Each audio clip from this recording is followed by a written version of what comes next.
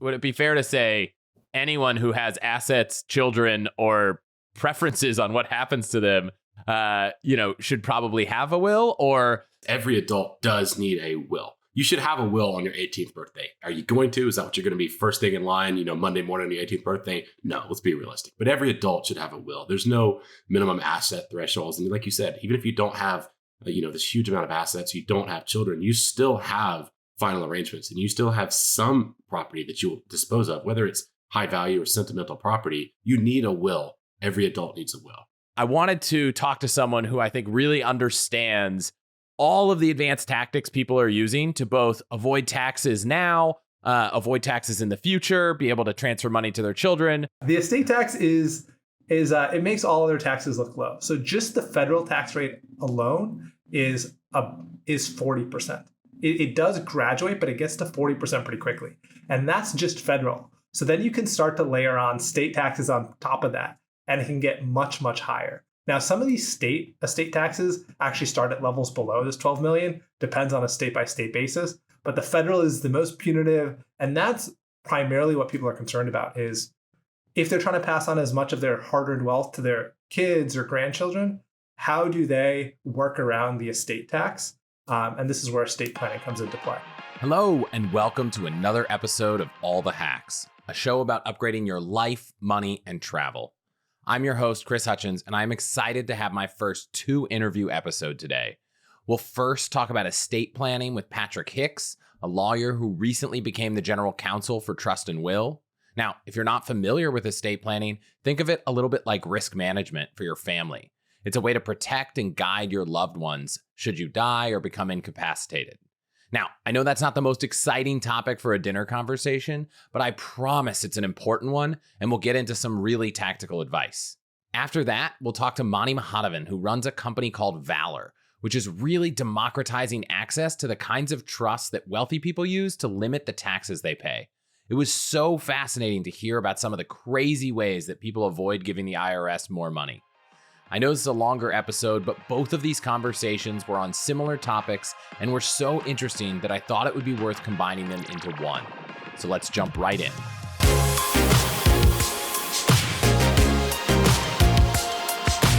Patrick, thank you for being here. Happy to be here and speak with you. I just spent some time talking about some of the aspects of how people and their families can start to protect themselves, their documents, and I didn't spend as much time on the legal side of things. So I think most people have heard of the term will, and I've written about it a bit, and we've mentioned it in the past. Maybe we could just start at the basics about what kind of is a will and who needs one. Yeah, that's a great question. So a will is a fundamental estate planning document. And once you have all of your decisions made and your intentions and your preferences, it's these legal documents are the ones that actually make them legally binding, enforceable, and valid. So that's the difference between I have a desire and now I actually have an enforceable legal decision. That's the estate planning documents. And the will is the cornerstone, fundamental estate planning document. It's incredibly old. It's been around, the concept of a will, since ancient Greece, but the will as we know it today, even that, the origins kind of trace back to the 16th century. Henry VIII was the king when they passed the Statute of Wills Act that set a lot of the requirements that we're still working with today. So that's how long a will has been part of estate planning in modern society, if you can really call the 16th century modern society. We're still using the same rules, so I guess I got to give them a little bit of credit.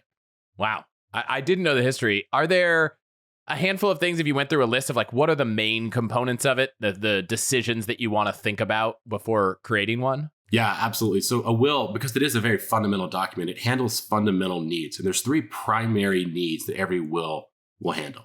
And the first, it will dispose of your assets. It will say where your things go, who gets what after your death. And a will only applies at death, but that's what it does, is it transfers your assets after death. The second thing after disposing of your assets is it will choose who will care for your children. Now, your children are not assets, so you don't dispose of them in quite the same way, but a will allows you to nominate someone who can care for your children to serve as their guardian. And the last thing that a will does is it allows you to specify your own final arrangements, your burial preferences. Do you want to be, cremated, buried at sea, blasted to the moon, whatever it is that you want to do? A will lets you select those 3 things.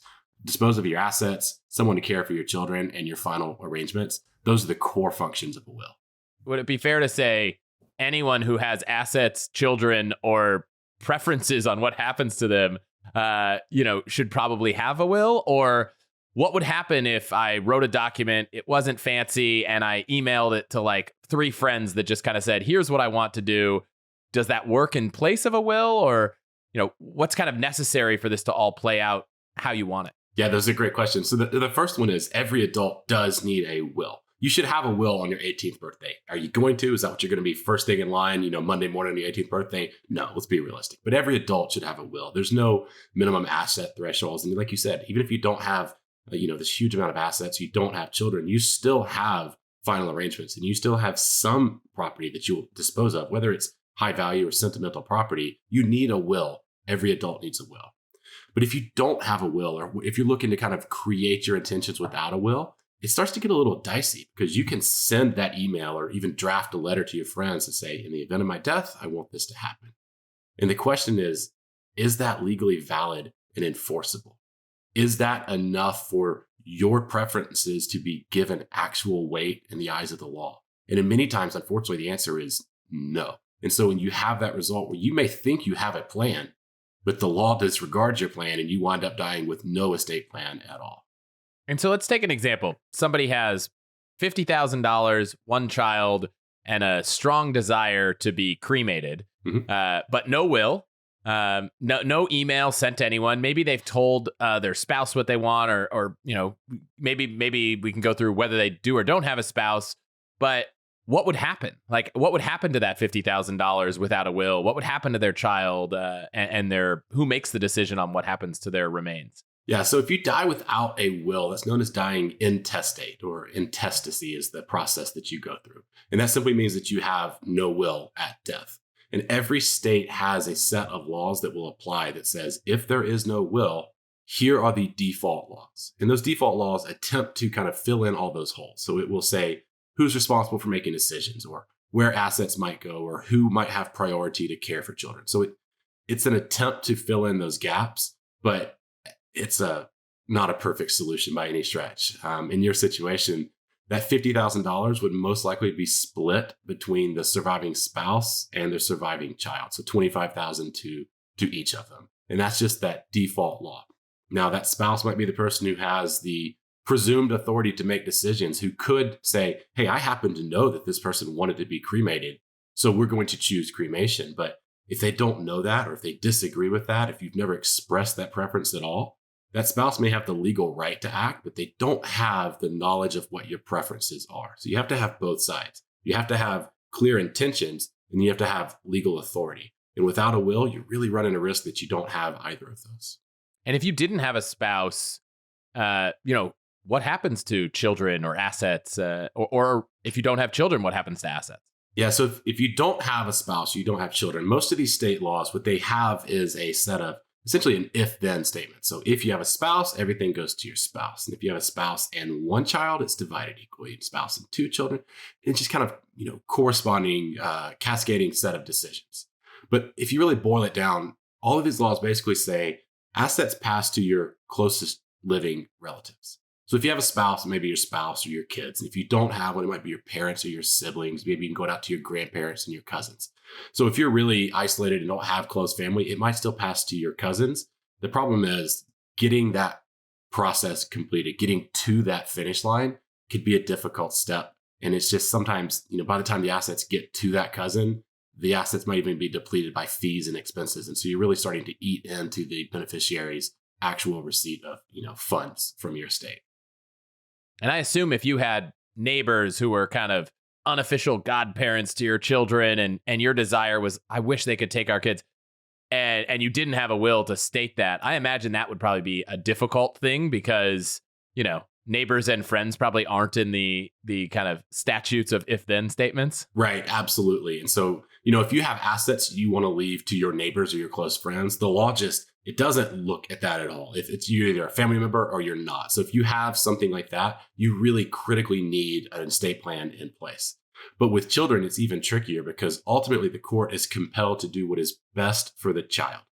So even if as a parent, I say, I want my neighbor to care for my child, and the court will look at that and it's very unlikely But if the court says, hey, this is a really bad decision for some unknown scenario, maybe the neighbors have developed a drug habit or something like that is unknown to me, the court can actually step in and say, we're going to overrule this decision and we're going to pass the children to someone else.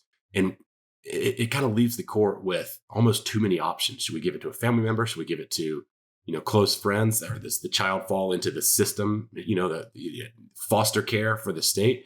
It's almost too open-ended, and it leaves your children with no certainty. And what's already, if you think about it, a tragic time, the loss of a parent. It's a lot for a child to be expected to bear. Wow. So it's pretty clear that everyone probably needs a will. What would actually happen? I'm just curious, if you were in debt. Let's say someone actually had, the opposite of as, they just had liabilities. Is that a rare circumstance where if you had no kids, no spouse, no, desires for your remains, it might be better to not specify who takes on those liabilities? Or what happens when you die with credit card debt or a mortgage that you don't have enough assets to cover? Yeah, that's a great question. So there's two types of debt. The first type is known as recourse debt, and that's something that might be like your mortgage on your house. It's actually tied to a specific property. And so that debt is associated with that property. If you want to leave someone that property, they take it with that debt. The other type is something like maybe your credit card bills, and that's a personal promise to repay that debt. The benefit of that second type, your credit cards, any sort of normal outstanding loans, they don't evaporate at death. They can be paid off from any assets in your estate. But if there are not enough assets to pay down those debts just go away. They don't get passed on to your heirs as a general rule. There's some weird exceptions that might pop up here and there. So it's not always a black and white scenario, but generally you don't have to pass on liabilities to your children. But you still need to account for that plan, because if you don't have that accounted for as part of your estate plan, you can actually have a creditor who will come in and say, well, we're going to open up the probate proceeding, for example, and we're going to call the shots and we're going to run the show. So it may still not be in your best interest. Even if you don't have significant assets, everyone has something of sentimental value, whether it's a photo album or, old furniture in your house that's an antique and it's, something been in the family a long time, that a creditor is going to say, well, that's $50 at a consignment shop. And they're going to look at it as dollar amounts, and it's going to deplete what could be a sentimental inheritance to your children, for example. So I think that makes a lot of sense. Will seems to be something that everyone listening should have, at least over 18. What about all of these other documents? So I've written in the past about, the full estate plan. And I know in California, that's sometimes something that, has to do with avoiding probate. I don't generally know across the country what all the rules are, but what would you say is the kind of core difference between an estate plan and a will, and who needs to make the upgrade? Yeah, so I think the best way to think about it is an estate plan is a set of documents. And then estate plan can contain, a variety of documents depending on your particular situation. Most typically, an estate plan will have at least a will and a set of healthcare documents, maybe a power of attorney or a living will or advanced healthcare directive, something like that. So that set is really the fundamental building block of an estate plan. You can also add additional documents. So a trust, a living trust, for example, is a very common additional document to be included in an estate plan. And if you start getting in more complex situations, you might have other types of trusts, maybe asset protection trusts or really, charitable giving trust, anything like that are really specific tools for specific use cases. Not everyone's going to have those as part of their estate plan. But if you have that need, it is a great fit for your situation. But that core set, will and healthcare documents. So fortunately, we're going to have Monty from Valur on the show in a little bit. So we don't have to get into a lot of those complex things. But I do think it would be good to walk through the basic documents. I know even I originally got confused when I was like, okay, so there's a will and then there's a living will. And it turns out the living will is not the same thing as what you think of as a will. So maybe we could just kind of step through the common components of a estate plan and maybe start from the most common. So you said these kind of healthcare documents, and move towards and maybe end at the, living trust, and talk about what they are and who might need them. Yeah, so you have the will, the fundamental document, dispose of your assets at death, nominate guardians for children, final arrangements. A will only applies at death. It has no impact on you during your lifetime. Where you fill that out or kind of complement a will is with something known as healthcare documents. And this might be this group of documents is sometimes known as healthcare documents or disability documents, incapacity documents, a variety of names that might apply here. And within that group of documents, you typically see something called a power of attorney, and then you see a healthcare directive or a living will, medical directive. Again, there's a lot of interchangeable terms here, but the basic concept is these healthcare documents, these apply during your lifetime. So a will applies after death, but healthcare documents apply during your lifetime and allow you to make decisions for what should happen if you are alive but unable to speak for yourself. So maybe you've had, a medical emergency, you're incapacitated, you stepped off the curb and got hit by that proverbial bus, whatever it is that you're unable to make a decision for yourself at that time, these documents can step in and kind of fill in that gap and either speak for you or nominate someone else to make decisions on your behalf. Okay. And what kinds of decisions can you make in advance? What do you need to specify? Kind of what goes into the nuance of creating them? So each document does a little bit. Each document does one thing a little bit different than each other document. So that's why they're typically kind of coupled together as a set.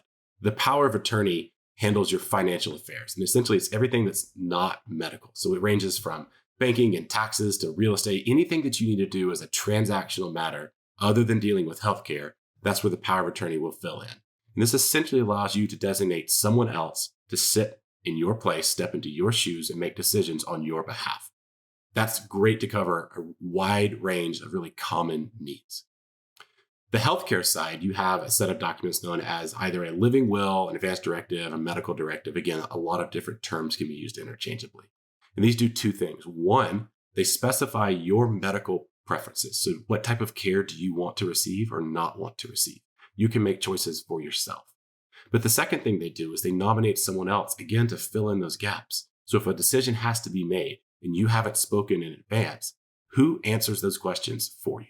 And that's the medical side that pairs with the financial side. Both of those two documents together comprise the healthcare documents as a single unit.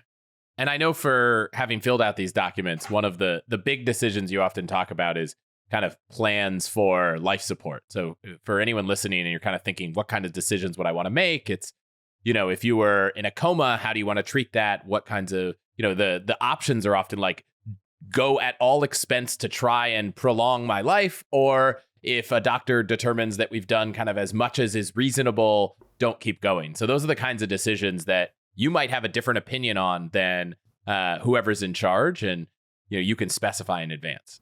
Yeah, these are inherently personal decisions. And so your choice is specific to you. No one else can make the same choice that you would in that circumstance. They're also very difficult decisions. And so it's unfortunate for anyone to be asked to make a decision with no guidance. That can be just incredibly overwhelming for that individual to think, what am I supposed to do? Am I going to pull the plug or leave them on life support? I mean, they can carry that doubt and potentially guilt for the rest of their lifetime, worrying if they made the wrong choice. So it's not always something you do for yourself. It's really important for you to do this, to think about those who are also still alive and making decisions for you and what the benefit you can provide to them.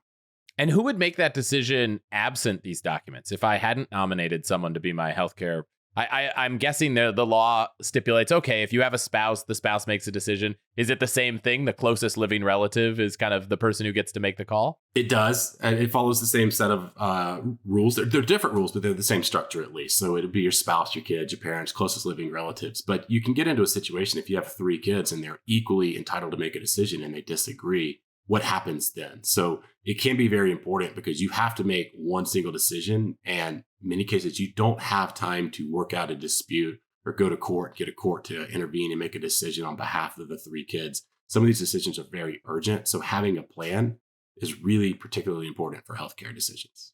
We've got a will, we've got your medical and your power of attorney documents to cover your finances.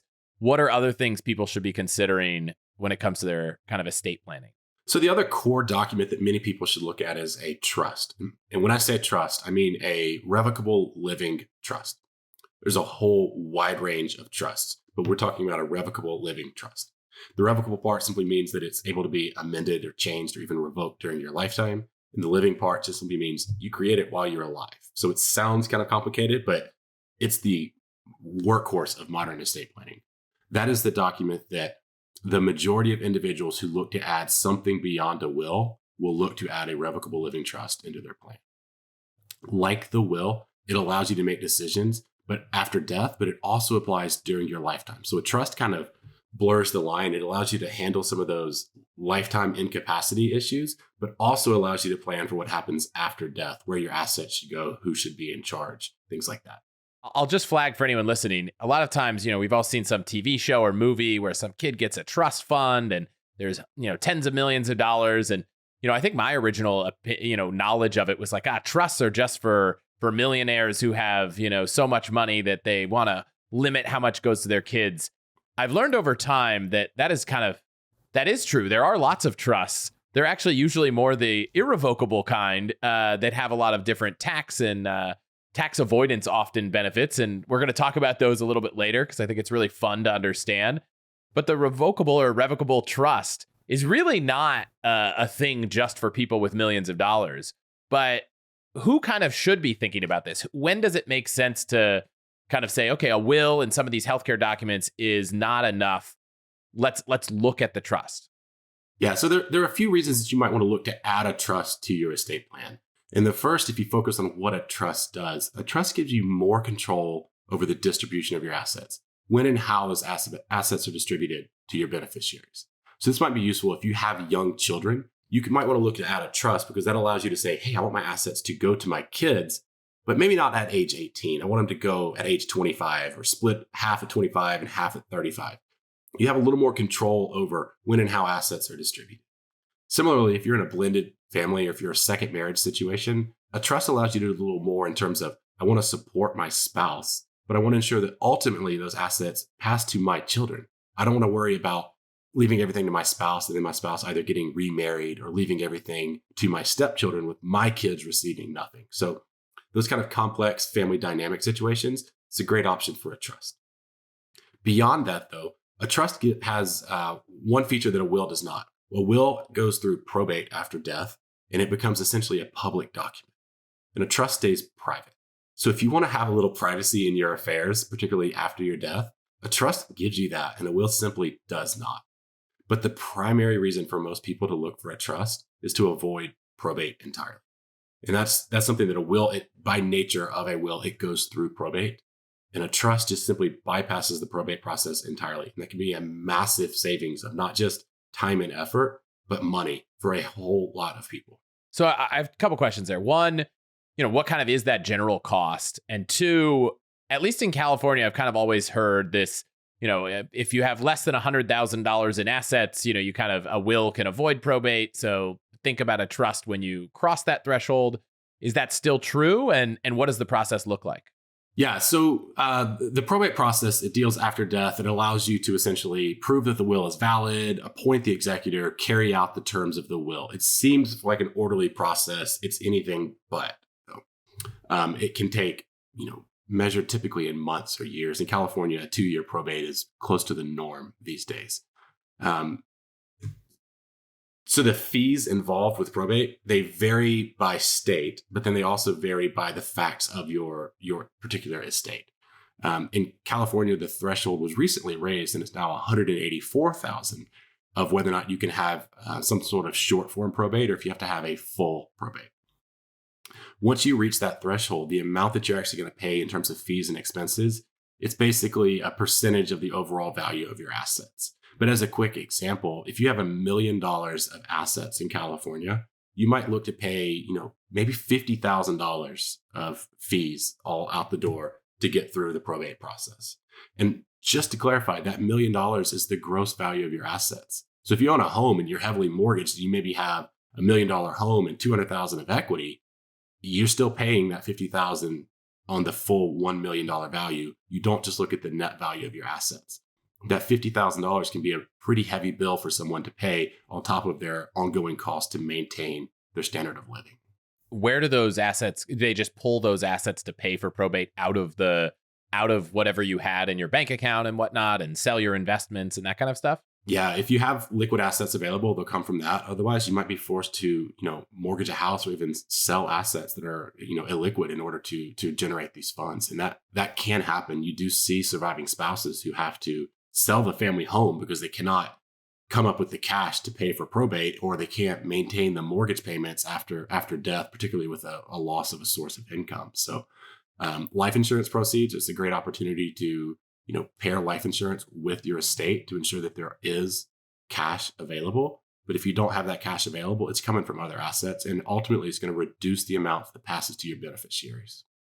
So California, in many different ways, is a unique state. How do the other kind of 49 states and commonwealths and territories compare in terms of, kind of a hard threshold where things get really complicated? Or are many states, do many states offer that kind of short form version of probate that maybe isn't as daunting or expensive or timely?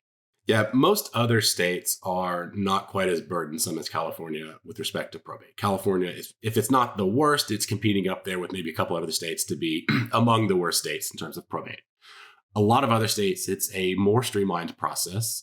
It's maybe closer to filing your tax returns. You're filling out some documentation, submitting it. You got to have a lot of records to back it up. It's not quite as burdensome. It doesn't take as long. It's not nearly as expensive, but it's still not enjoyable. And so you have to bear in mind that you're doing this immediately following a death.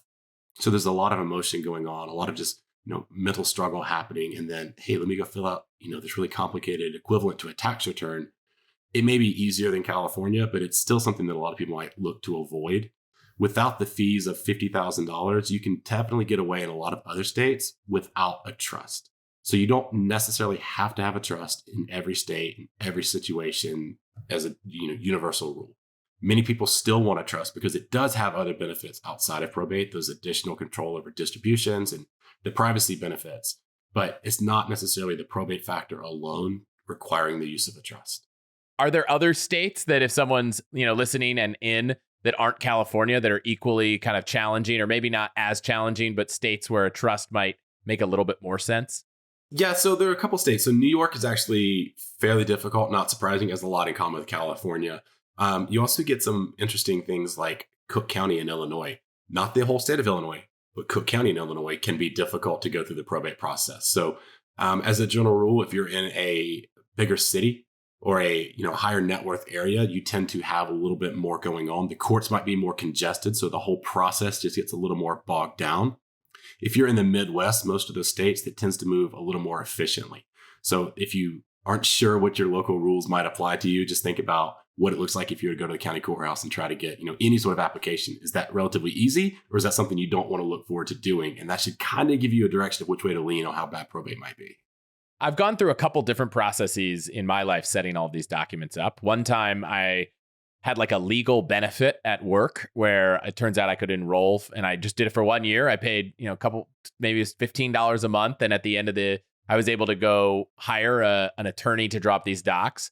And then full disclosure, once we had our first child, I used trust and will. And that's how we put together our whole estate plan. And I'm a big fan of the product. I'm not getting paid. You guys didn't pay to come on. I just like the product. I've talked about it before. I am curious for people listening, when does it make sense to download the template of a will that I'm sure there's lots of free legal will templates, maybe even the state provides one. When does it make sense to, use a service like Trust and Will or others that kind of help you automate and create documents that you don't have to fill out yourself? And when do you get to the point that it makes sense to work with an attorney to drop something a little bit more custom? Yeah, so the hard part of trusting any sort of free document is knowing, is this actually valid? Has this been updated? Does this reflect the current laws? If I create this document, do I get what I think I'm actually expecting to receive here? I would say what you're paying for, but that's nothing. So are you really getting what you're expecting there? And unfortunately, I've looked at many of these free templates and sometimes they're just not valid. So there's that huge risk there of what you get. Some of them are good. So I'm not saying it's impossible to do it. And in some states, you can just pull out a piece of paper and handwrite your will and you're good, you're out the door.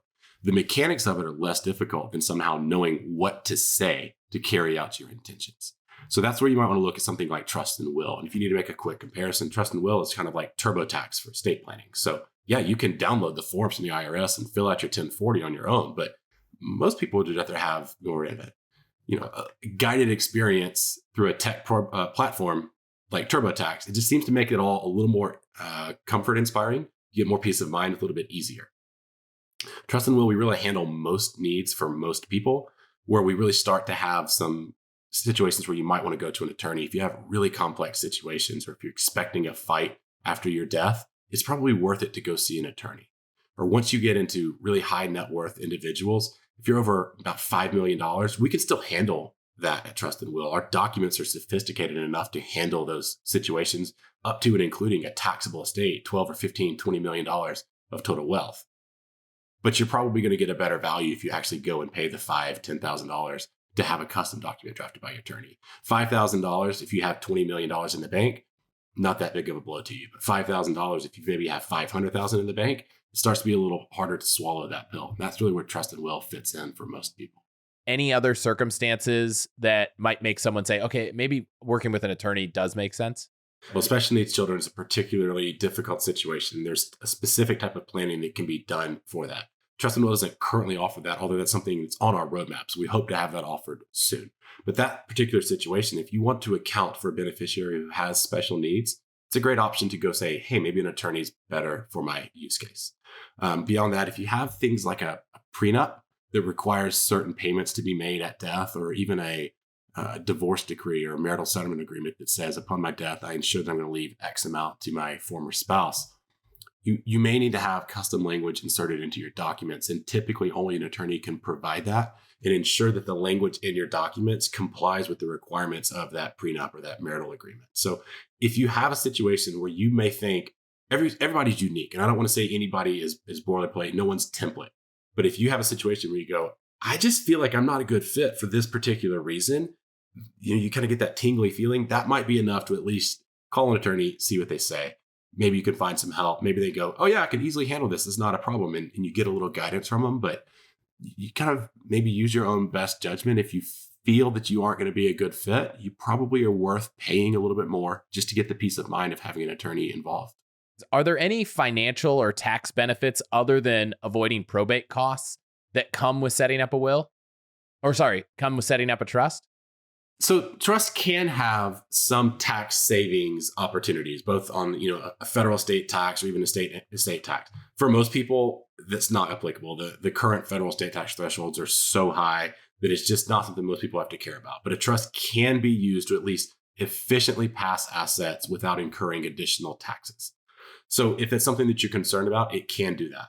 But on the flip side of that, the trust also doesn't really incur any additional taxes. While you're alive, a revocable living trust is essentially disregarded from federal tax viewpoint. It's your alter ego. It's moving assets from your left pocket into your right pocket. You don't need a new taxpayer ID number. You don't have to file a separate tax return for assets in your trust. It's known as a grantor trust, but that just means it's no change. So it's held in this vehicle of a trust that provides a lot of benefits, but it won't negatively impact your tax status while you're still alive. As someone who's gone through this process, it's, usually you fill out a form, sign it, send it in. The bank and the account now has a new title, but it's still your same account. You still get your debit card with your name on it. It doesn't really change a whole lot. So I think when it comes to a lot of the trusts we'll talk about in a bit, the irrevocable ones, that changes a lot of things. But in this circumstance, I think it feels more fancy and technical because of the way we've seen it in the media about kids with trust funds than it is actually more a document to kind of just keep things more organized. But one of the questions that you have to figure out is who's going to be the trustee of the trust if you were to pass. And usually that is you and your spouse might create it, and the spouse takes over. Can you talk a little bit about that decision? Because I think some people listening are probably going to go through this and have to think, okay, who is going to manage these financial affairs? And let's say my kids are young and they're not ready for the money. What happens to it? How do those decisions get made?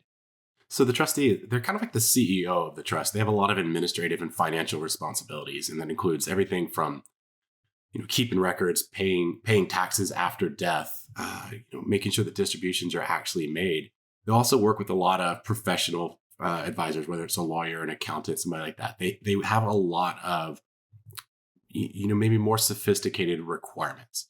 And so you also want to make sure that you have someone that understands you and your decisions, because they still have to exercise their own discretion. Sometimes it's not a black and white decision. The trustee has to make a choice. You want to make sure that choice that is made is one that you would agree with. So choosing someone who can handle all of those duties well, it can be difficult. you're right. Most people do look to name a spouse or a child or a family member as their trustee. But if you don't have a spouse, or if your children are very young, they may not be good choices. You can look to name, a sibling or a parent, but is that the right person? It's ultimately going to depend on what's right for you. The most common choices are, spouse and children, other near family members, close friends are a common option. There are business partners that you can choose if you have a close working relationship. But if none of those apply, there are professional fiduciaries or even a bank who can step in and serve as trustee. They charge a fee for it, but it's more of a corporate approach of, what you're getting. You're opting into, I am choosing to have this bank serve as my trustee. They're going to make very corporate decisions. But sometimes that's good if you don't have another alternative that you can comfortably rely on to fill in and make those decisions for you. For our circumstances, we didn't want to leave our children, who right now are one about to be born and 2 years old, with money at that age, which I don't even know if you could legally do. So this person was going to have to manage our assets until the right age, which meant managing the investments. What happens? When the funds that you're invested in pay dividends, do you reinvest them? When do you change asset classes? If you look at, a trust that was maybe written 10 years ago, you probably never thought maybe you'd want to invest some percentage of your portfolio in cryptocurrency, but now you might. So for us, we thought about who can make those kind of investment decisions. And it was just a very different calculus than who do we want to take care of our children. Like, those are just fundamentally very different. And so we didn't choose the same person for that. And it was much more of an investment kind of mindset that we wanted someone to think about and be fair with money. Because I think, am I right calling them HIMSS clauses? There's like a phrase of what kind of discretion you give the trustee over things. And that kind of really helped me think about who could make those decisions. Yeah, it's a really important point. And it is a HEMS clause, HEMS, health, education, maintenance, and support. You can talk to your favorite lawyer about it, but it provides certain instructions in terms of when assets can be paid out to a beneficiary or when assets have to be held in the trust. But the bigger point is the person who fills the role of the trustee best for you may not be the person who fills the role of guardian or fills the role of executor, fills the role of your power of attorney. So the default many people think is, I'm going to name my spouse for everything. But that may work, but maybe your spouse isn't the person who wants to handle these complex financial situations. So maybe you want to name your spouse to care for your children, obviously, and make personal decisions for you. But maybe you want to name your brother, who's a tax lawyer, to handle your financial investment decisions if that's more suitable for your particular needs. So you don't have to name one person in every role. You can name individuals that are suited for each particular role. You want to make sure they're kind of coordinated and able to work together. But each role should be kind of accounted for different, or as a one-off, if you will. So it can be someone that serves another role, but it doesn't have to be one person filling every fiduciary role throughout your estate plan.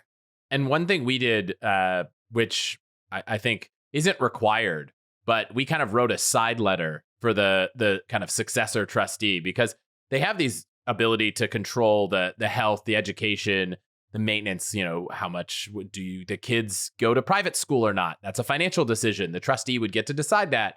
So we just wrote a letter to that person and said, we want you to know that, here's how we would think about spending money on our children.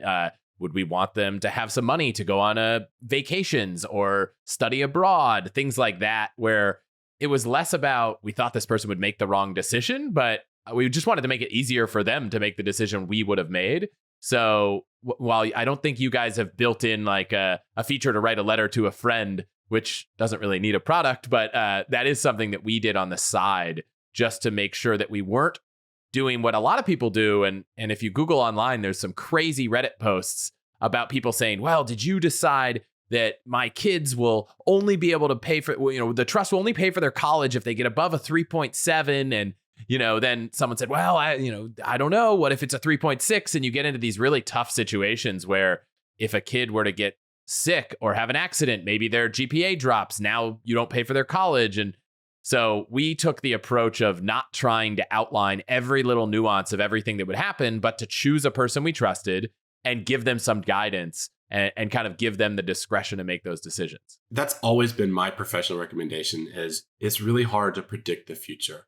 but it's a lot easier to find someone that you trust and give them direction. And then ultimately, you're just relying on them to make the best choice that they can. As a parent, that's all you're trying to do every day is make the best choice that you can in a situation. Nobody knows what next year is going to be like. If you had asked us 5 years ago, were we going to have a global pandemic? No one would have raised their hand. If those few who did, we would have looked at with skeptical eyes. But you can't predict the future. But what you can do is you can pick people you trust. And if you can do that and you can give them the guidance in that letter of instruction, it may not be legally binding, but it's helpful. And sometimes helpful is all you need. Do you have to tell, or do you recommend telling all of these people this thing? Is it, I know that one of the decisions that we had to make was, gosh, who we might want now. We actually thought about it in hindsight. We said, gosh, if we had to make this decision 5 years ago, some of those people are people that, we're not as close to anymore. Or maybe something happens to them. And we thought, gosh, if we tell the person who is the trustee or the guardian now, and then we change it, that's going to be pretty awkward to be like, hey, I know for the last 4 years, I've thought you'd be good to manage my affairs. I changed my mind. Is this something you have to tell people about?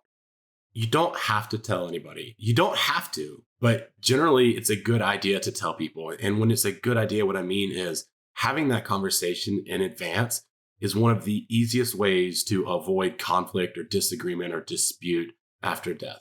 You save so much hassle by having that conversation up front. It's not easy. People don't want to have that conversation about death in most cases, but it also doesn't have to be hard. It can be as simple as, hey, I've created an estate plan and I've named you as trustee. Are you okay with that? Also, here's where my documents are in case something happens to me. And you don't have to get into the details, but you can at least inform people of the decisions. And if those decisions change later, it can be as simple as, hey, I've updated my estate plan. I've named someone else as trustee to fill these needs right now, but I still have these documents in this place. Or you're still serving as my power of attorney, whatever the update may be. People respect the information. It's ultimately your choice. And is it worth trying to save an awkward conversation now if you know that the likelihood is that you're going to wind up having your family, your heirs, your beneficiaries dealing with that situation later on? Most people, when they think about it, say, I'd rather just go ahead and get this out of the way and have maybe an awkward conversation, but I know I'm not going to have a fight that I'm leaving for my family after my death. I created my estate plan. Things change in life. How do you think about when it makes sense to update them? Is that something you do every year, every time you have a major life event? So many people think of estate planning as a one and done situation. And unfortunately, it's not that way. Estate planning should be something that evolves with your life. So what's good for you now may not be what's good for you in 5, 10, 20 years from now. So your estate plan should change as your life changes as well. But as a simple rule at Trust and Will, we think that after any major life events, you should look to update your estate plan. So if there's been a birth or a death, a change in marital status, anything like that, take a look at your estate plan. But even if you haven't had any major changes and you look at your plan and you go, everything's about how I still want this to be, every 3 to 5 years, it's worth just reviewing your plan, maybe even refreshing it because the laws do sometimes change. And you want to make sure that you don't have a stale or an outdated plan. You want to make sure that your plan continues to represent your interests and your desires. So any major life events every 3 to 5 years, or if you have some specific change, you need a new guardian, anything like that, go ahead and take a look, update your plan. It's really not that hard to get a plan updated once you have the first plan in place. Great. And you just mentioned where you keep the documents.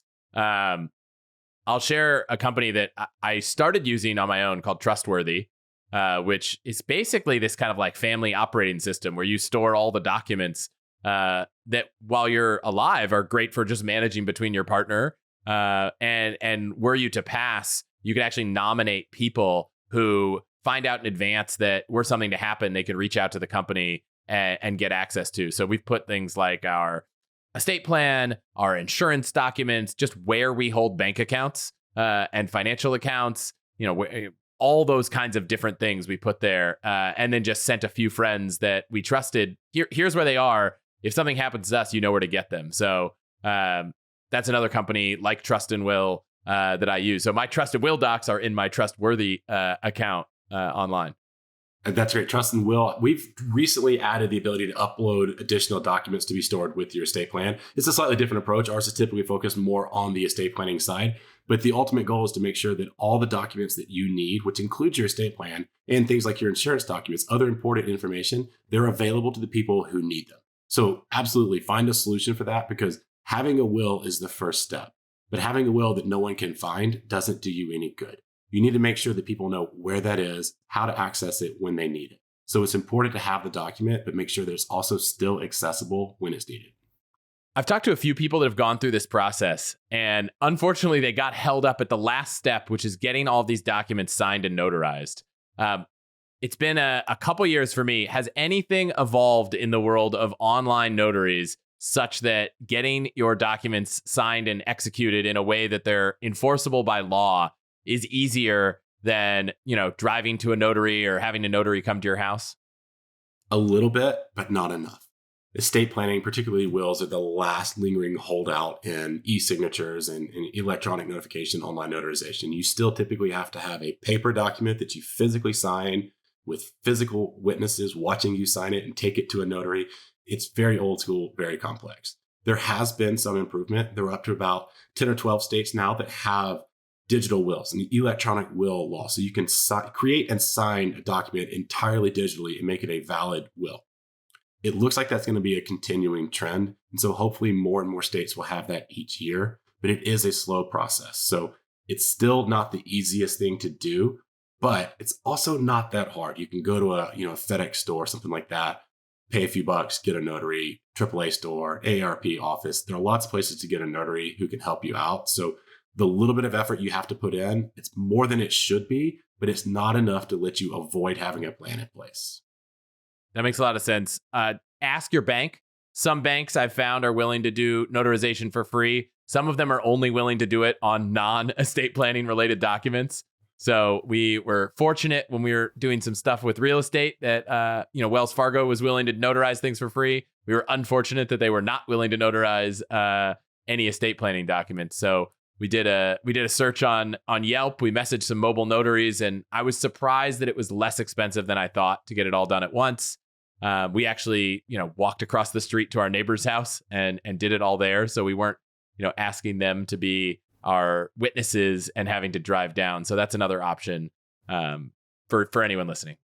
Are there any other, outside of kind of the basics of document creation and some of the stuff that, I've written about or talked about, that you think people should be thinking about? Kind of, let's call it other tips, tricks, hacks on protecting your family, things that you've picked up along the way that are worth sharing? Well, I think the recommendation that I always give is to have that discussion up front. Tell people what your plans are. And if you have a plan, let people know, I have a plan. Here's where it's located. Maybe fill them in on some details. That is the number one tip. But beyond that, you can really consider the importance of having backups and plan in place. Maybe you want to think about trying to over plan rather than under planning for any situation. So your situation is unique. And what I plan for may not meet your needs. And what you plan for may not be appropriate for my needs. So if you are worried about some particular specific scenario that may only apply to you, or even if it may never apply to you, but it's just this nagging doubt in your head, plan for it. Put a provision in place that will buy you that peace of mind just to know that you have something there. That peace of mind, that self-confidence, that is worth its weight in gold for so many people. The relief that people feel once they've completed this process, they then wonder, why did I put this off so long? This was A, not that hard, and B, I feel so much better. But the last tip, to make sure that your family has a plan in place as well. So if you have kids and they're getting to the age of 18, talk to them about estate planning. It's awkward, it's difficult, but you're a parent, you have to guide them into becoming adults as well. But if you have siblings or parents that don't have a plan, guess who's going to be stuck dealing with that mess? You are. So yeah, it's a bit of a self-interested conversation, but talk to your family members. Do you have a plan in place? What do you want to happen? You can start that conversation and ultimately not rely on them to start it, but you can start that conversation and you're still both going to be better off for having raised the topic with your family members as well. Any tips for that conversation? I imagine, at least in my circumstance, my parents had kind of never really talked to me about, their plans or anything like that. But I can see how it can come off a little bit like, hey, how much money am I going to get when you die? Like kind of conversation. Any suggestions for broaching the topic in the best way possible? The easiest way to raise it is to start with yourself and say, hey, I've created an estate plan. Here's where it's located. But it made me think, do you have an estate plan? What can I know to ensure that your wishes are carried out after your death? And that's the focus, is what can I do to ensure that you get what you've planned for? You don't have to talk about specific assets. And if it comes up that like, hey, you've been named as my guardian for my children, then you can have the conversation of, okay, well, what would you like to happen for your kids? Would you want them to go to private school or public school? Do you want to go to summer camp? What should you tell me that I can be as best a guardian as possible for your plans? Ultimately, you're trying to learn how to fill that expectation as best as possible. And if you focus on it that way, most people don't see that as you're trying to figure out what you're going to get when I die. It's not money grubbing, greedy. It's really, oh, how can I help you out with this? And it tends to be received a little bit better. That's really helpful. Big shout out to Trust and Will for partnering with us to get everyone listening who wants to sign up a discount, allthehacks.com/trustandwill, and you'll get 15% off any estate plan. Really appreciate you guys doing that. Anything else to share before we wrap up? I always like to emphasize that Trust and Will has a wealth of resources available to learn about estate planning. So if you have questions that haven't been answered today, you're not sure what your next step should be, head to Trust and Will, check out those resources, and make sure that you feel empowered to take those next steps with your estate plan. Ultimately, it's your plan, it's your needs. And if you feel good about the decision that you're making, that's a win for everybody. So check it out, Trust and Will, that resource library, easily available. Don't even have to sign up. There's lots of resources available for you there. Yeah, just to be clear, those resources are free. Absolutely. They're just on the website for anyone to read. Yeah. Awesome. Patrick, thank you so much for being here. I've loved it. It's been great. I enjoyed speaking with you. When we think about trust, we think about more advanced things. And so I'm not the expert here. I wanted to talk to someone who I think really understands all of the advanced tactics people are using to both avoid taxes now, avoid taxes in the future, be able to transfer money to their children. So I'm really excited to bring on Mani from Valur, who has built an entire business around this that's really interesting. Mani, thanks for joining me. Really appreciate it, Chris. Excited to join you. And I'll give you kind of a little bit of context on kind of those things that you're kind of talking about. And so to give you context on ourselves, so at Valur, our entire idea is how do we use technology to make these tax and estate planning tactics more accessible so that everyone can build wealth more efficiently. And kind of the problem we're solving is most of these things, your audience may know about it, you may know about it, but it's a black box to most people. But let's kind of start at the top of what is tax planning and estate planning, which you've kind of both mentioned of.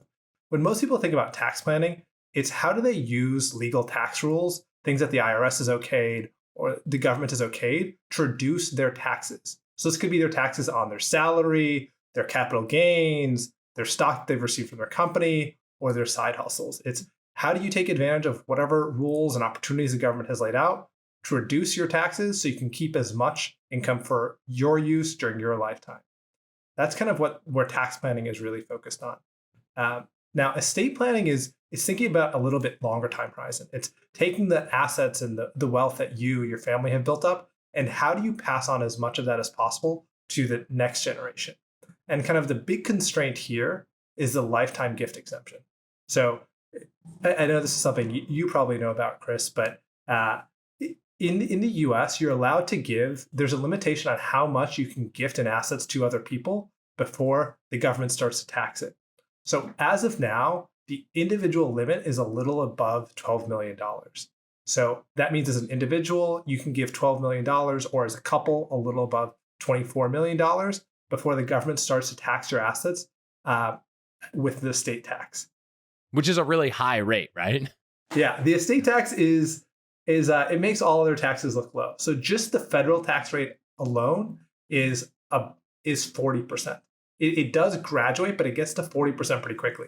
And that's just federal. So then you can start to layer on state taxes on top of that, and it can get much, much higher. Now, some of these state estate taxes actually start at levels below this 12 million, depends on a state by state basis, but the federal is the most punitive. And that's primarily what people are concerned about, is if they're trying to pass on as much of their hard-earned wealth to their kids or grandchildren, how do they work around the estate tax?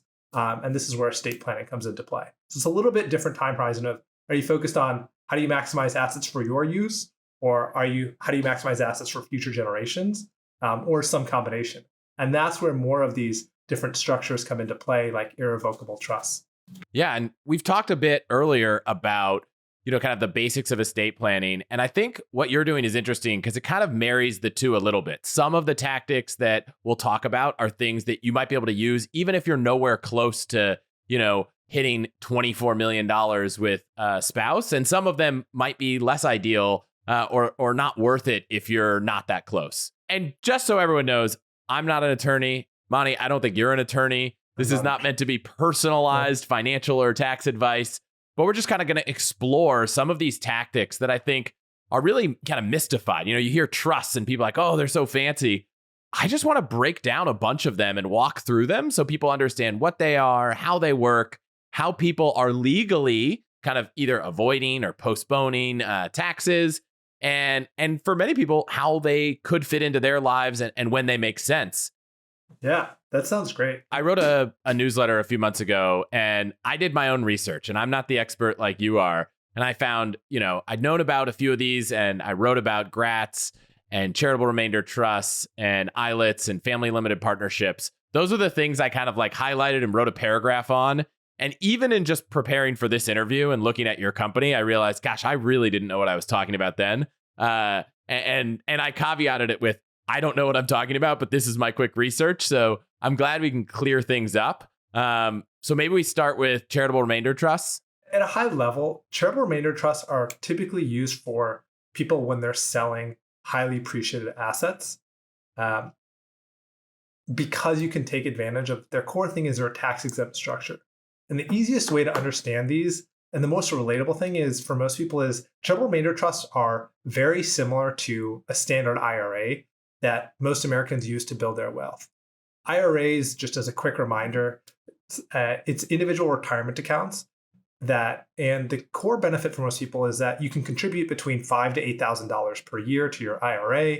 And the assets grow in your IRA on a tax-free basis. Until you take money out of the IRA, you can buy and sell the assets and you won't pay taxes. And this is, to the power of compound wealth, which your audience obviously knows a lot about. It creates an incredible amount of wealth for people over a long time period. Charitable remainder trusts are very similar to that. They're also a tax exempt structure where assets that are sold in the trust you don't pay taxes on until you receive a distribution from the trust. Now, the big difference where this comes into play is there's a couple key differences. Is one, you can contribute an unlimited amount of assets to a charitable remainder trust instead of being limited to $5,000 to $8,000. So kind of a common use case is if someone has paid off the mortgage on their house that they've lived in for 20 years and they want to sell it. They can't put it into their IRA, but they could move that house into a charitable remainder trust and then sell it and avoid the taxes on when they sell their house and reinvest that money.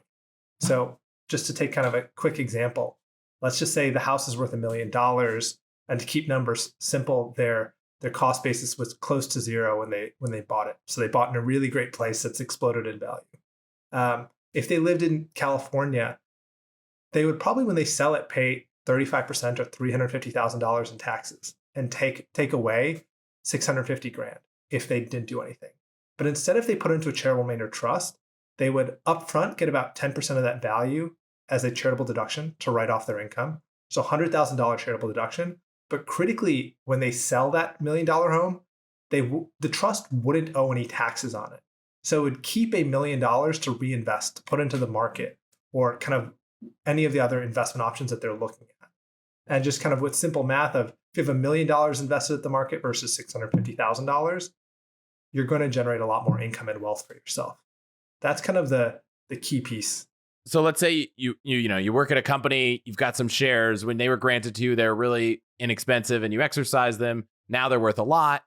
Yeah, you could pay taxes and invest it, or you could contribute these to a charitable remainder trust and then not pay the taxes because it is a charitable vehicle and you get a deduction for that donation. And then the trust can use that full $1 million to keep investing it.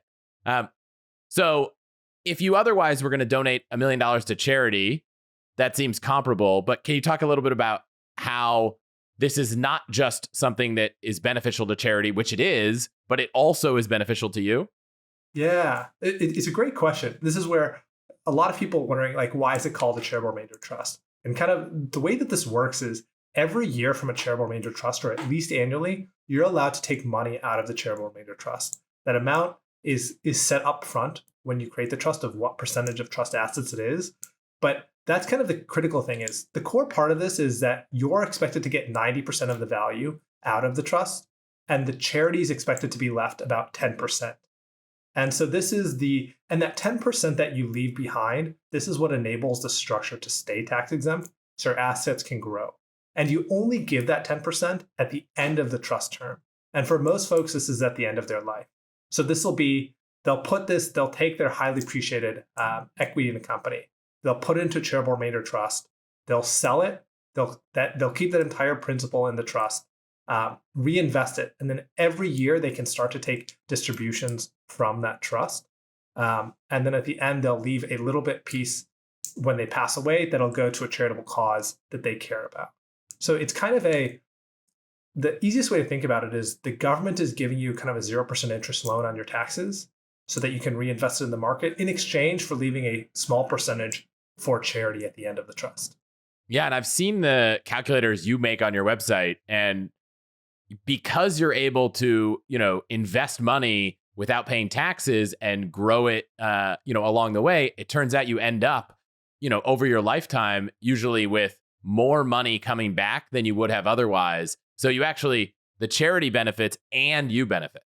Yeah, that's 100% right. Is in most of these, if you're selling an appreciated asset or if you live in a high tax state, you will come out ahead personally by using a charitable remainder trust to sell the asset and through the money that you receive over time by being able to avoid that taxes. And as like a cherry on top, a charitable cause will also benefit. But even if you ignore that piece, you will personally benefit. And if you really care about the charitable cause, then it's a real kind of win-win all around. Now, I know what you give up is a little bit of liquidity. So can you talk about the trade-off is that $1 million in my example, you can't take it all out next year if you wanted it. Yeah, exactly. It's a great call out of the way these charitable remainder trusts work is every year you can take out a certain percentage of the assets. This is kind of the downside and the benefit is if you sold all those assets personally in your name, right, that $650,000 after taxes, you can pull it out and do whatever you want with it at any time. The charitable remainder trust, you can only withdraw a certain percentage per year. That percent depends on how long you set the trust up for, but let's just say you can pull out 10% a year. Instead of, if there's $1 million in the trust, that means you can pull out $100,000 that year. Now, that means that you don't have access to that full $650,000 or $1 million. So you have less upfront liquidity. And this is kind of one of the key trade-offs you're making is you get less upfront liquidity in exchange for your assets being able to stay in a tax-free environment and continuing to compound and grow on a pre-tax basis. So it's a little bit of do you need the money now or are you trying to create more long-term wealth? And that kind of tilts should you sell it in your name or should you use this structure? And it's not all or nothing, right? So if in a given year you were to make $2 million, you don't have to put all $2 million in any of these vehicles. You could put 10% of it or 20%, correct? Exactly. So for instance, we have some customers who are tech employees. And, as part of the IPOs last year, they had a couple $1 million exit for their assets. And they ended up putting 50% into a charitable remainder trust. And then they sold the other 50% in their own name to buy a home. So it depends. It's not all or nothing. And there's also one of the big benefits of these charitable remainder trusts is you don't have to put in all the assets up front. You can add assets. You can put a little bit of assets initially. You can add assets a year from now, 2 years from now. They're fairly flexible. So you're not, you don't have to make the decision up front. Now, this is an irrevocable trust, which is part of why you get these tax benefits. So once you do put assets in, you can't decide to change your mind after the fact, but you will start to get those distributions, and you don't have to make you don't have to make the big decision up front. You can set it up, put a little bit in, add more over time, or you can split your shares up. So it's fairly flexible that way. And ultimately kind of what people do, it just depends on your life situation, right? Do you have a lot of big purchases coming up or life events changing in your life? Do you plan to take some time off? Or do you not need the money and you want to reinvest it and create more long-term wealth for years down the line when your kid's going to school or you want to take a couple years off from working? Tends to be very situational dependent based on the person, their lifestyle, and what their needs are.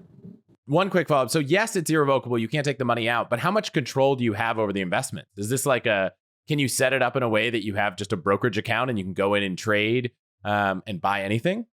Yeah, you can be in charge of making your own investment. So this is, you can set it up to have a robo-advisor control it. You can set up so that you're making those investments. Charitable remainder trust, kind of one of the great things is you can invest in almost any asset. There's really just two restrictions. And this is similar to self-directed IRAs for people that are familiar with it.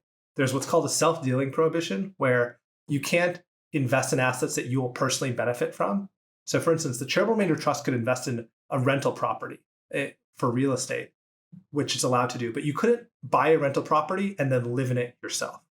So as long as it's a passive investment, you can invest in it. You can invest in real estate, stocks, crypto, do angel investments for people in tech. There's huge kind of myriad of opportunities, and really the restrictions are self-dealing and taking leverage. You don't want to create debt inside of the charitable remainder trust. So you don't want to be taking high leveraged options or trades like that. But otherwise, it's a fairly flexible, so for most people, they don't have to change their investment philosophy or what they want to invest in or who's managing their investments. It kind of fits into their lifestyle that way. Awesome. Okay, so that's charitable remainder trust. I know GRATs are similar in that you often want to donate highly appreciated assets. Can you talk a little bit about how they're different?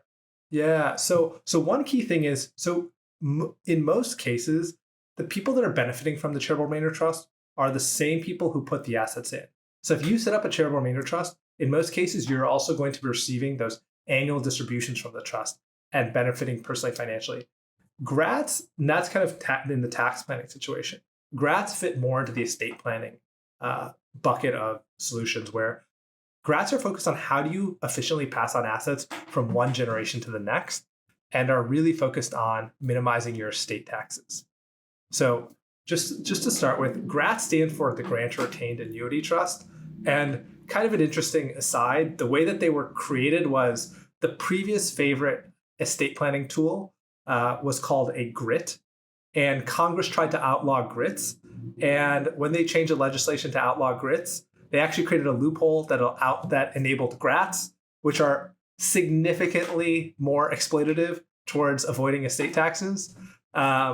So they took a broken system, they tried to make it better, broke it, and made it worse. Now, how do GRATs work? GRATs enable you, they essentially take advantage of, in most cases, an arbitrage between what is the government's discount rate or what is the government's assumed growth rate of assets and what do you actually achieve.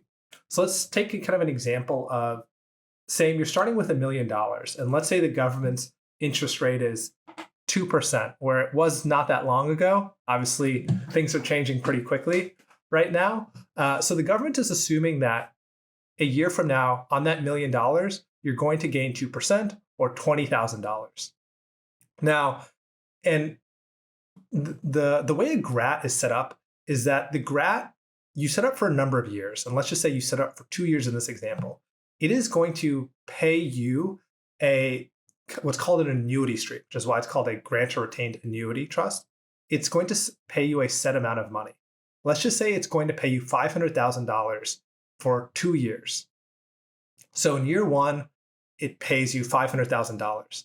Now, the government is going to assume that there's $520,000 left in the trust because they assume assets grow at 2% a year. And then in year two, it's going to pay you another $500,000, and it's going to assume that there's that $520,000 grew to $530,000 after and left $30,000 behind.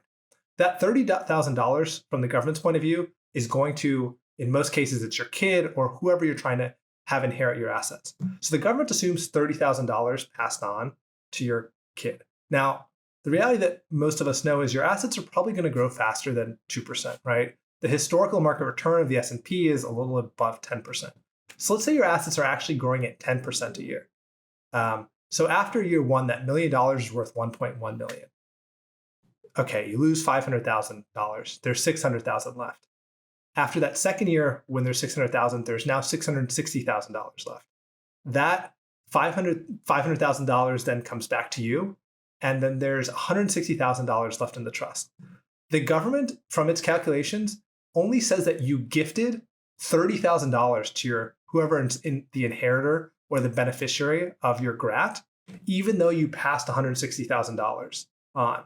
So this is where you can essentially pass on, in this case, $130,000 estate tax free from a federal standpoint.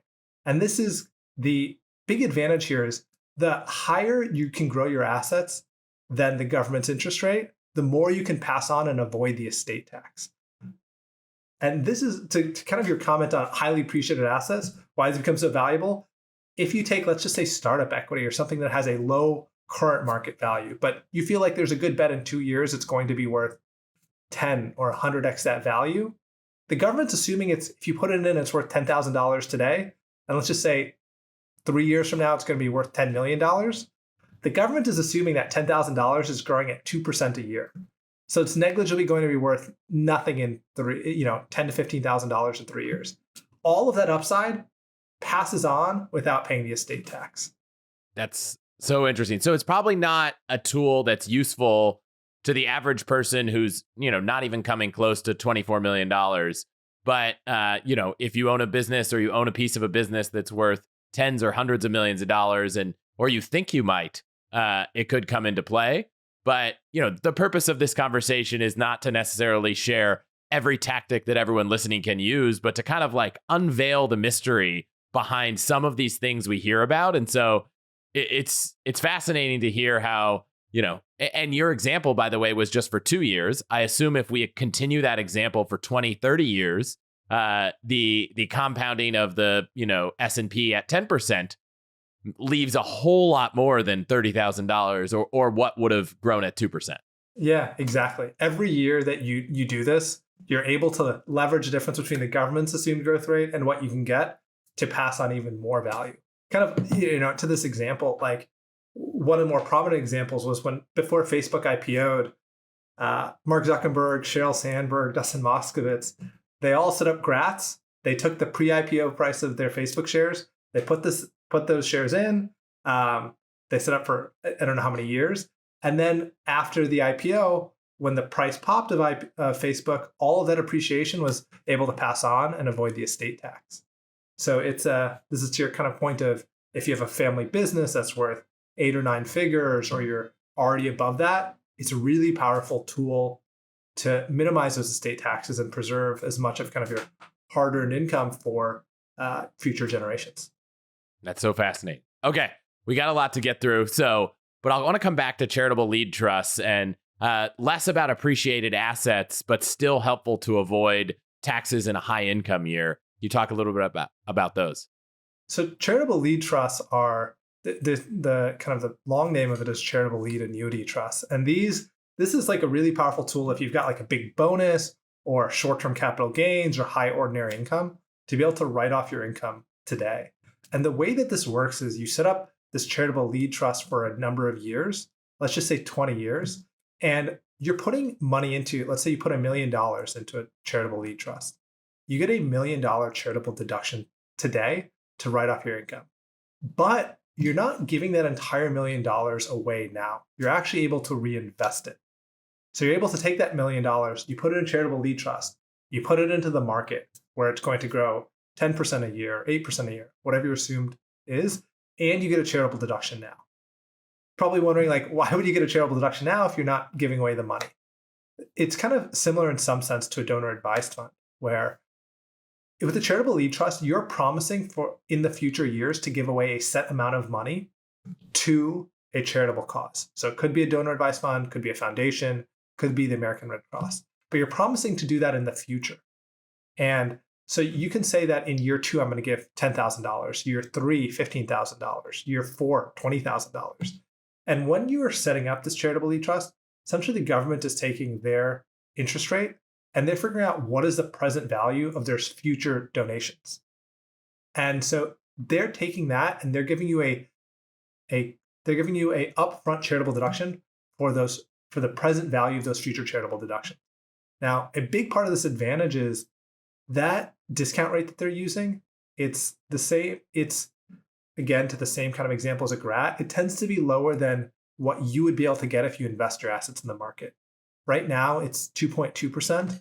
And I'm willing to bet that, the markets are a little bit choppy now, but in a long time horizon, most of us would hope to achieve a better than 2.2% return in the market. So you're able to write off your high tax income now, reinvest that money in the market, and give those charitable donations in the future. And any appreciation above what is donated to charity, you're able to, at the end of the trust, so in 20 years in this situation, keep that money for yourself or have that money returned back to yourself or future generations. So it's a great opportunity for folks that you can write off high tax income now, reinvest that money, and then give to charity later in the future. It's also if people are just also charitably inclined, it's a really good way to to set aside money to go to a charity in the future. Very comparable to a donor advised fund, except it also has some tax planning and estate planning benefits if those matter to you as well. But it also just guarantees that, hey, this cause that you care about, you're going to set them up to receive X amount of money for how many ever years you set up the trust for. So it has a lot of purposes, but it's kind of really underutilized for folks who have a big bonus or a high tax year.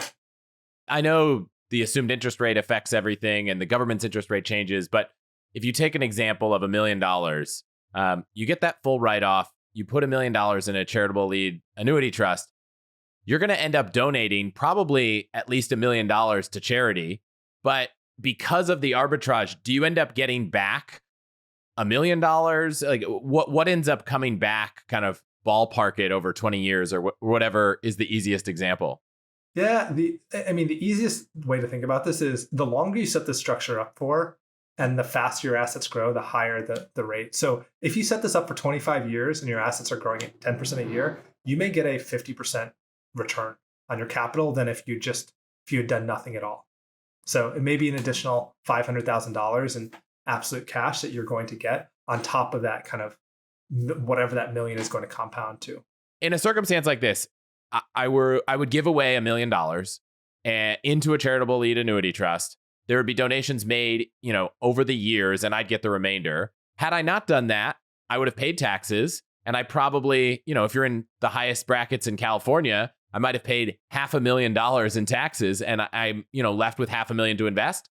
Would I have been better off ever if I don't factor in the charitable donation? Do I actually ever end up being better off over a period of time, if we assume a higher interest rate, like you said, 8-10%?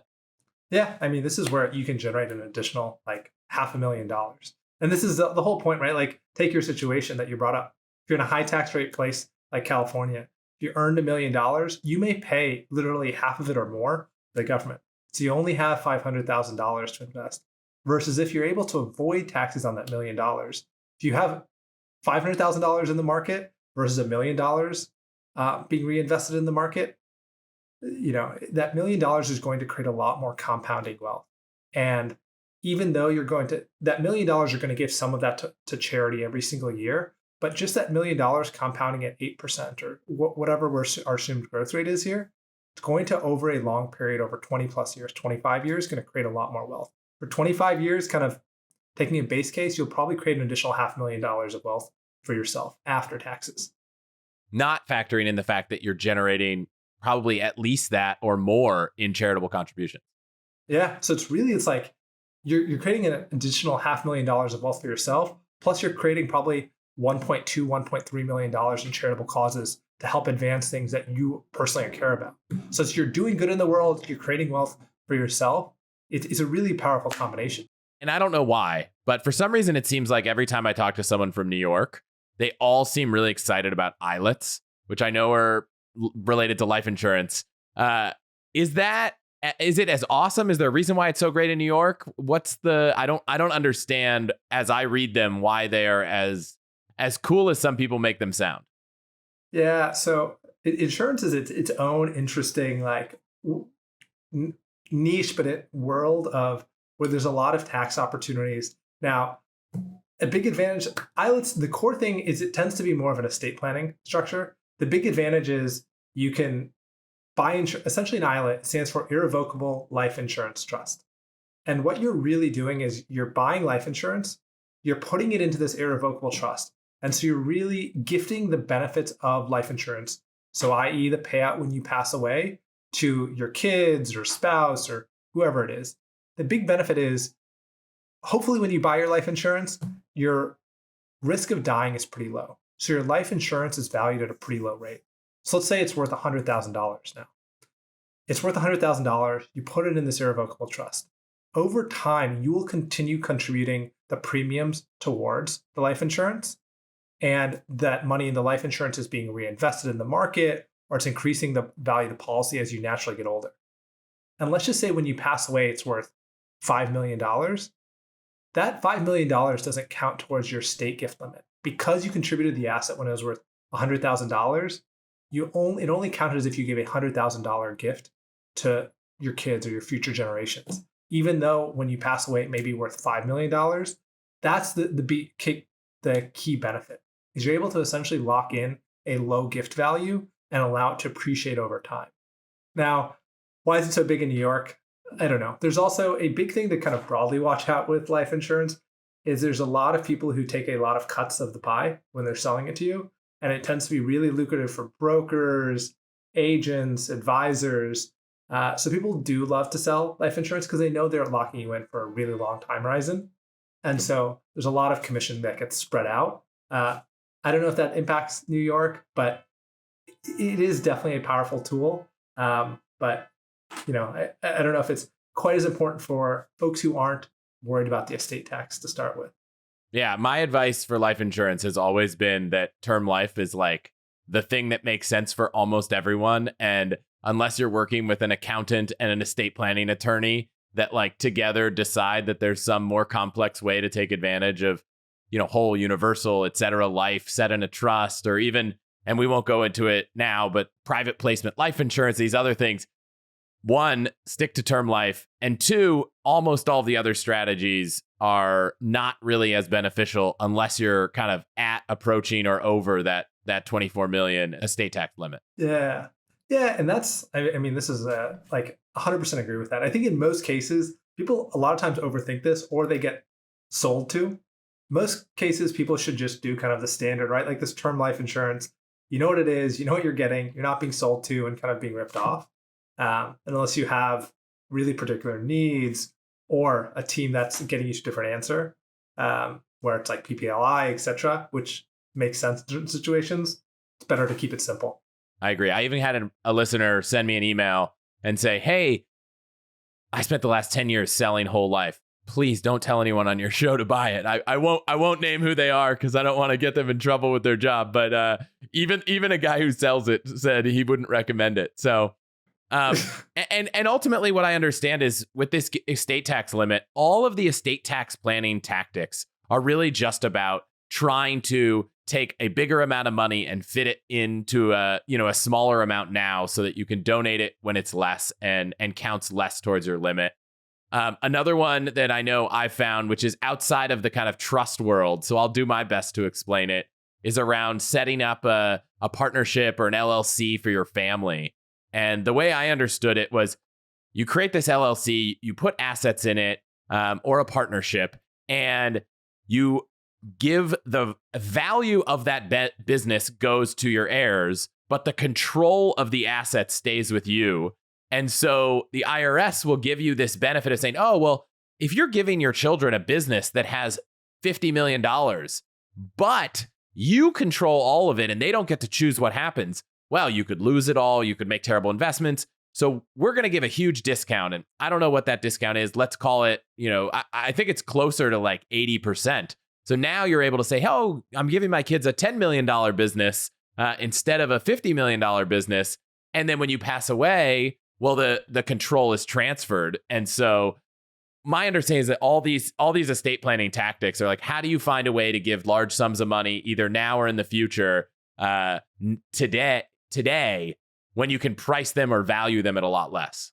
Yeah, and there's really kind of that nailed it on the head. And there's kind of three descriptions people often call this. They call it of like, how do you gift values? And it's called the freeze of you freeze it at its current value when you expect it to appreciate in the future. So you gift let's just say you have startup equity or something you expect to appreciate significantly. You gift it at the low value today. So, and then when it appreciates in the future, it's already in the ownership of a trust or your kids, and that future value doesn't count as your gift value. So that's the freeze. There's also a term called the burn, where it's whether it's you paying taxes, this is where grats come into play. So in a grat, even though the assets, some of the money's coming back to you, all the appreciation passes on to your kids, you are liable for the taxes that are paid on assets, income realized in the trust. And the big advantage of this is you're literally, by paying the taxes personally, you're reducing the value of your estate. So in other words, you're burning down your estate.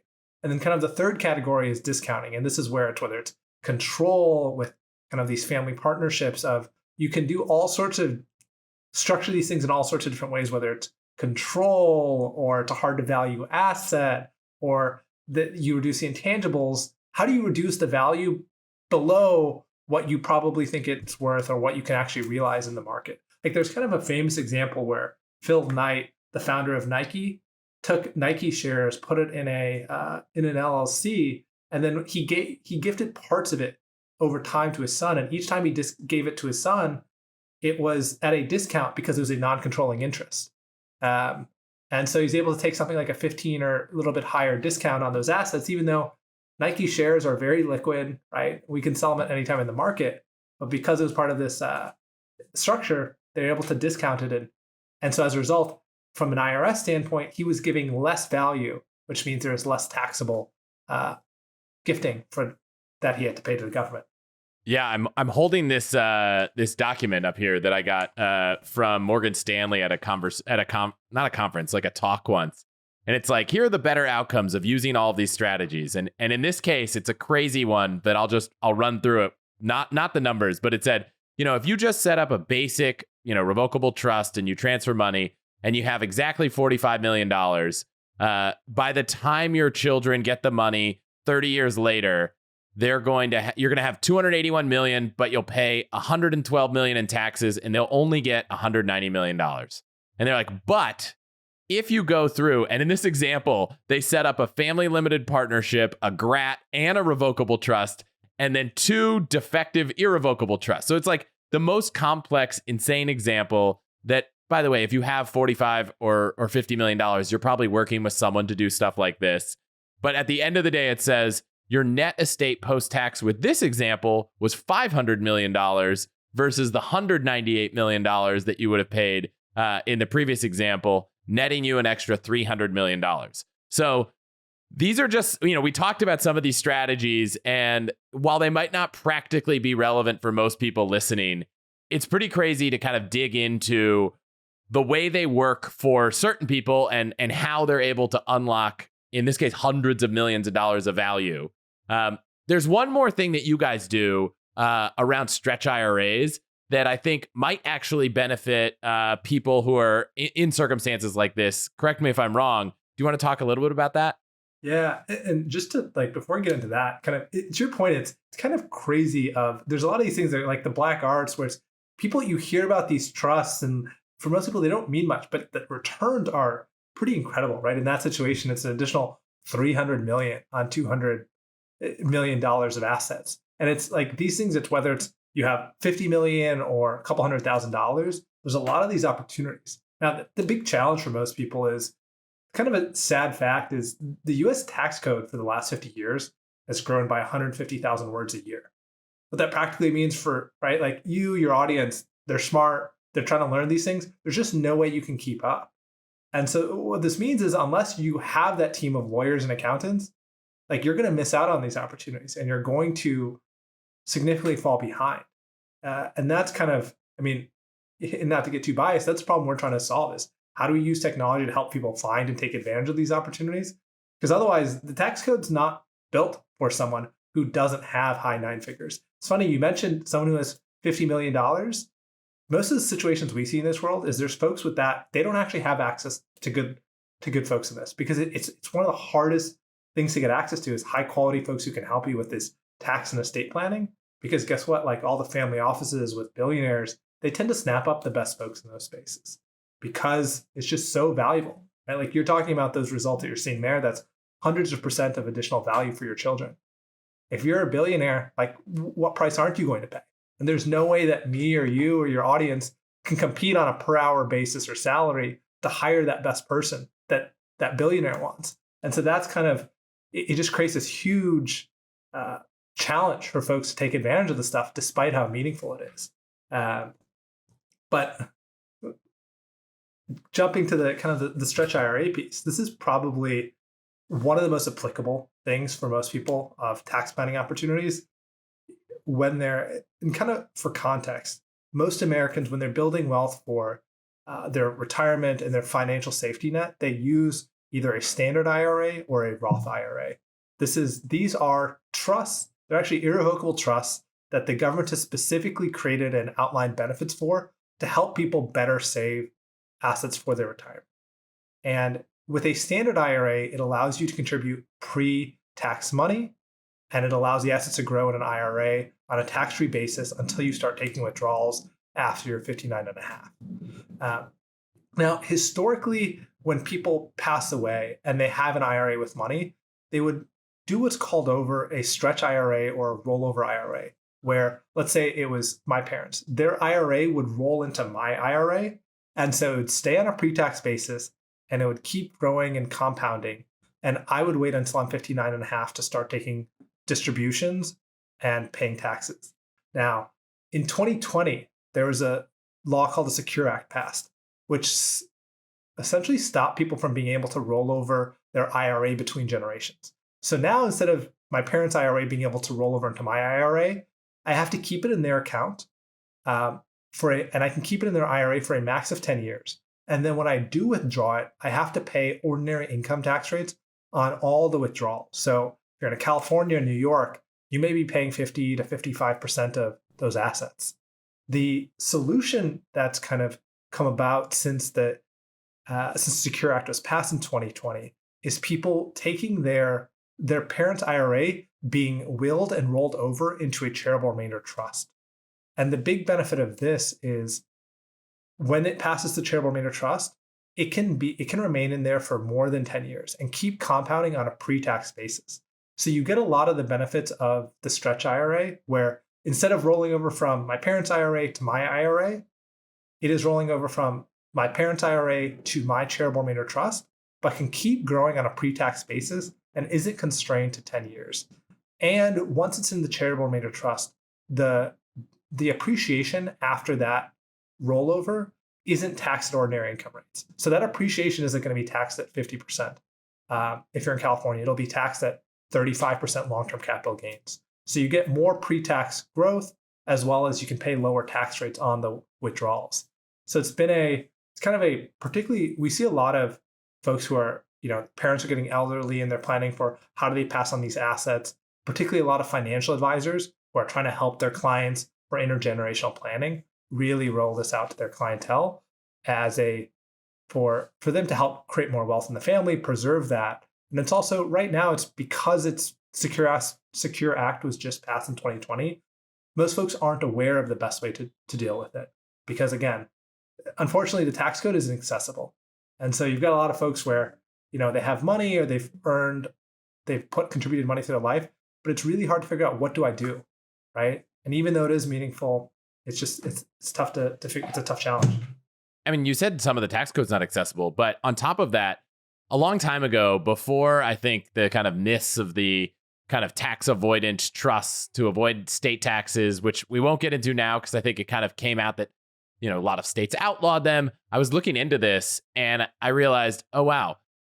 One of the reasons that this isn't easy for people to do is that the cost to administer these trusts and to set up the trust were so high that I spent all this time talking to someone and found out, wow, this is a great way to maybe avoid high California taxes, only to find out they were like, well, it's going to cost us $25,000 to set up a trust, and you're going to pay 1.5% a year for someone to manage and administer it and do the investments.